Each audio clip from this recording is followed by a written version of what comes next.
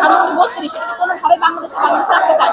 তাদের জায়গা ওই ভারতে, তারা বাংলাদেশের কেউ না, তাদেরকে আমরা চিনি না, বাংলাদেশের সাথে তাদের কোনো সম্পর্ক নাই, তাদের আমরা একটু থাকতে পারি না। বাংলাদেশে তারা অপ্রাসঙ্গিক, তাদের সব কিবলা, তাদের সব ঘর বাড়ি সবকিছু অপ্রাসঙ্গিক এবং একটা সন্ত্রাসী কার্যক্রমের জায়গা। এগুলোকে আমরা ঘুরিয়ে দিব, এই কারণে এই দাবি নিয়ে আমরা এখানে এসেছি। এখানে পুলিশ এবং সেনাবাহিনী টোটালি জুলাই আগস্টের যেভাবে স্টুডেন্ট এবং বাংলাদেশ পন্থীদের বিরুদ্ধে অবস্থান নিয়েছে, আজকেও তারা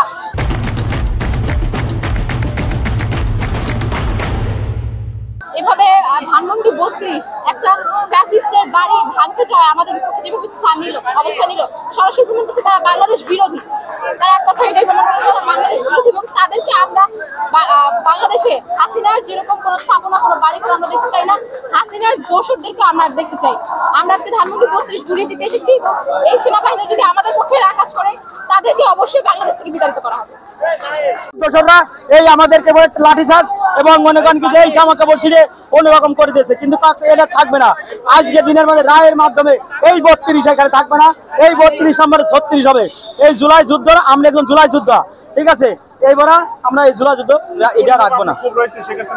আমাদের সেখানে বলতে চাইছে আমাদের নিরীহ মানুষের ছাত্রদের কেন গুলি করলো, এই আবু সাইদ মুগ্ধকে কেন গুলি করলো, গুলি করে মানে আবার একে বলে কি আমার কোনো ভিডিও ফুটেজ নাই, আমার কোনো মিথ্যা, সবকিছু মিথ্যা দিয়ে আমাকে ফাঁসির রায় দিছে, সম্পূর্ণ মিথ্যা। যে মনে করেন কি যে আলেম ওলামাকে ফাঁসির রায় দিয়ে মারেছে মিথ্যে দিয়ে, আজকের সেই রায়ে এই শেখ হাসিনা ফাঁসির দড়িতে বসবে ইনশাআল্লাহ, এবং ওকে ফাঁসি দিয়ে না দেওয়া পর্যন্ত এই বাংলাদেশে কখনো ওরে ফাঁসি দেবো, ফাঁসি মানে গলা টিপে মেরে দেবো একদম। রাখবে না। যেমন মনে করেন কি যে ওর বঙ্গভবনে ছিল, দেখেন কিছু ছিল না, ওরকম ওর কিছু থাকবে না।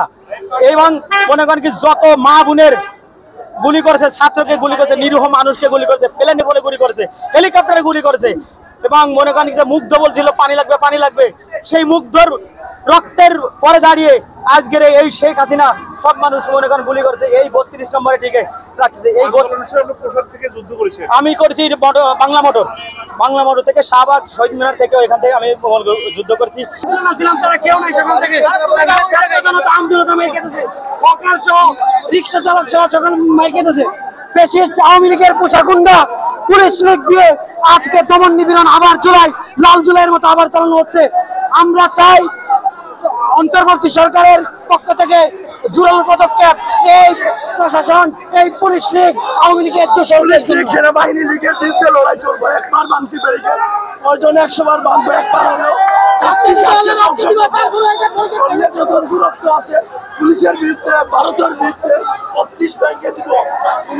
কোনো কিছু ইয়ে মারতেছে, গুলি মারতেছে, কিছুই বুকে যত শক্তি আছে সবটুকু দিয়ে 32 ব্যাংকে দিব। 32 থাকবে না, 36 থাকবে।